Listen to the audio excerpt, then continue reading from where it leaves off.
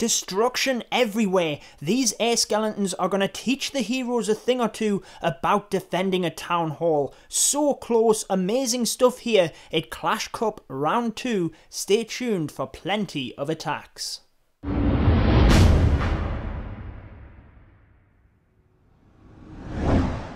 What is going on, guys? Judo Sloth here, and welcome to your recap from Clash Cup Round 2 of our Elite Nation clan Broke Boat Mountain. As you can see, so close of a war.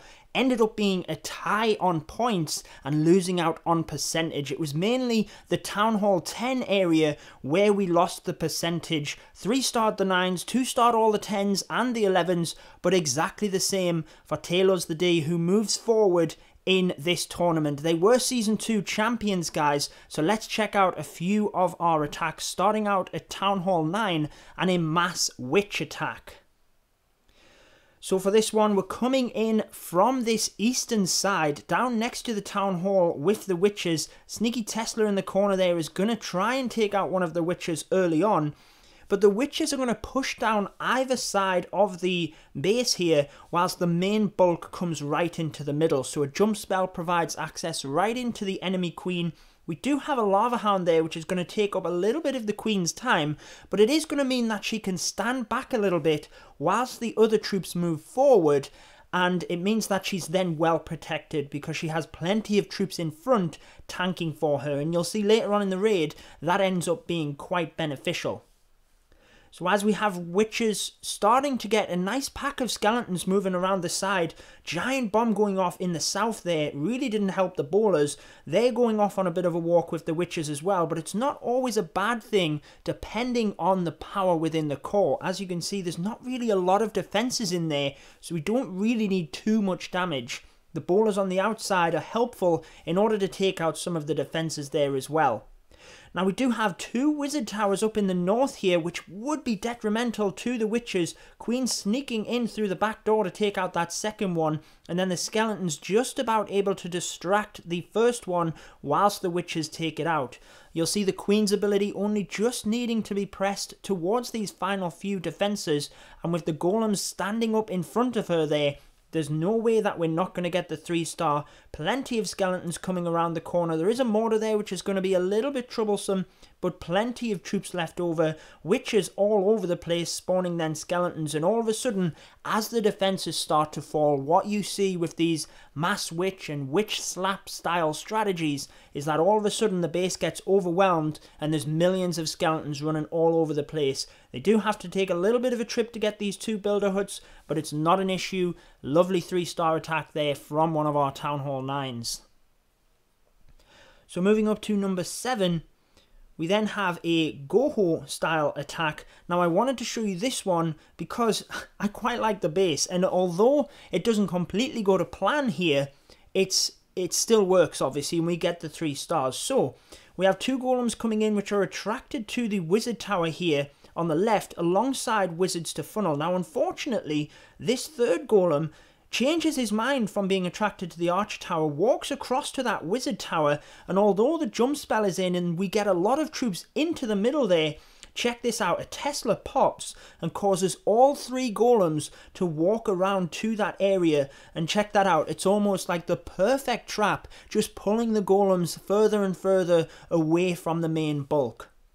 So that's not to worry, we still have the bowlers coming forward alongside the king, and we're really using a lot of the spells in that area then in order to keep them troops alive as the golems go off on a wild goose chase, protecting that one bowler and the wizard. The rest of the troops are in the middle, tearing it up, and then we just have the hog riders coming in from the west side of the base here in order to swoop around and take them outside defences. So although the golems went off track and it looked like the attack wasn't quite going to plan, this is absolutely crushed. We have so many troops left over, just 2 cannons and a couple of mortars now, which isn't going to be an issue considering we still have 3 hog riders and the queen ability.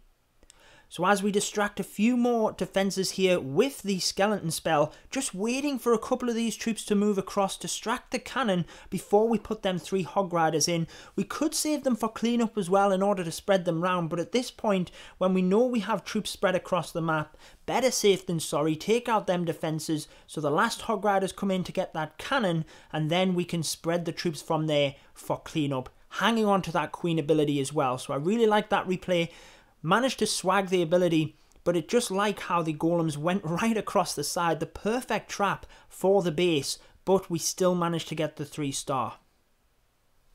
Okay, so like we mentioned yesterday, if you did miss the round 1, which was a bit of a practice here in the Clash Cup, I link it in the top right. But as I said yesterday, there's no dips, no scout attacks, so it is purely the same Town Hall level attacking the same level. So moving on to the Town Hall 10s, really what you're aiming for, especially against these anti-3s, is to secure the high percentage 2-star before you try and go for any of the 3-stars, because you know that that is really what is going to be difficult, but would win you the war potentially.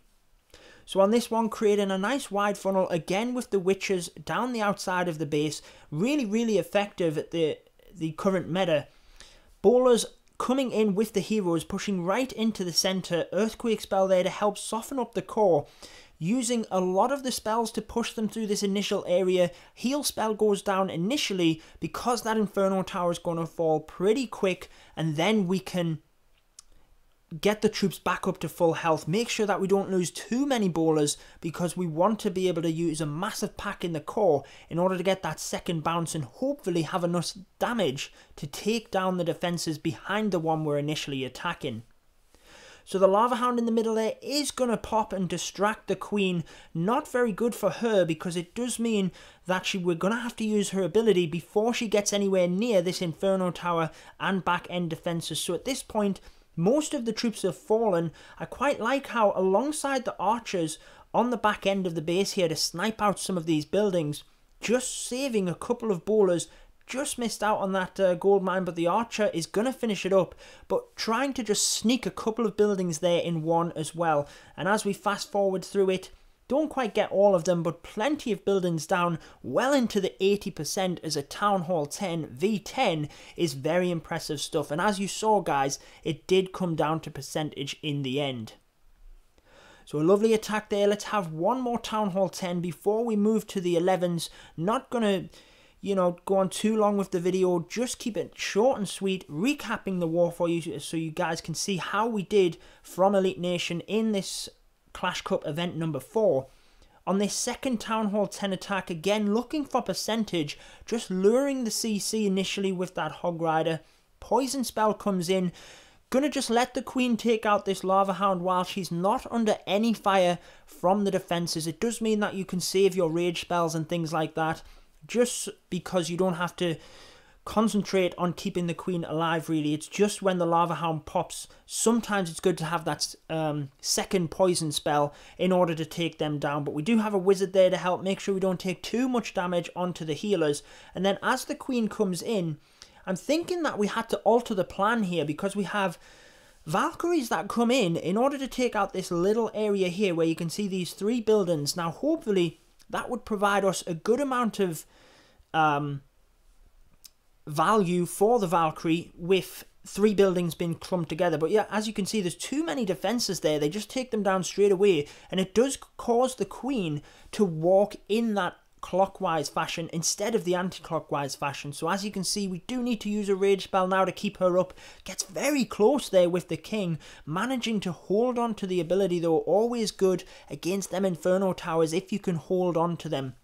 Because the Queen walks around to the west of the base, we then start to bring the rest of the troops in over at the east. Now the Town Hall obviously right out to the side, whether the Queen walked around the base and got that, or whether the other troops get it, it doesn't matter. We're really just trying to ensure that we get that high percentage too, and then we can potentially start thinking about 3 stars. So the Queen walking around the base there is really going to help rack up the percentage. So not sure whether this was the plan, but we're then pushing the main bulk in towards that Town Hall. Maybe he was going to bring these in alongside the queen. Not too sure on that one, but it doesn't matter. They're coming in, take that town hall down, and then we'll push the rest of them into the middle of the base here. So that we've got a nice funnel to bring the bowlers and Valkyries into the middle. Do have the king and them golems helping out as well. More Valkyries to come and reinforce that. As the queen goes down, you'll see there's plenty of giant bombs over next to that Inferno tower, but it doesn't wreck too many of our troops. As the Valkyries are in this area, we do freeze the Inferno to boost the Valkyries back up, but they then struggle to get through this wall, so it's very difficult to say whether a jump spell would have been helpful there. Whether the Valkyries were low on health, so it's quite difficult to say how long they would have survived had we have not had that freeze or heal in order to boost them up. Would have helped them get to these archer towers. I think it was definitely a big ask to get the 3-star from that, but a great strategy in order to again get into the 80% as a Town Hall 10 versus Town Hall 10.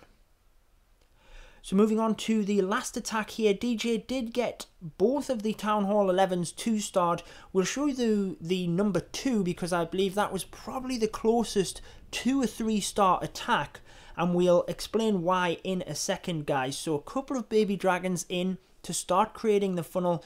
Tesla over on the right there does take out one of the baby dragons, and then we have the bowlers pushing forward. You'll see the CC, enemy queen and an air defense were able to chip out of the base here initially, and we have the LavaLoon strategy in order to come in and try and take the rest of the base out. So a couple of spells have been used to really help the bowlers come forward, get them key objectives, and cut out that area of the base so that we can control the pathing of the balloons a little bit easier.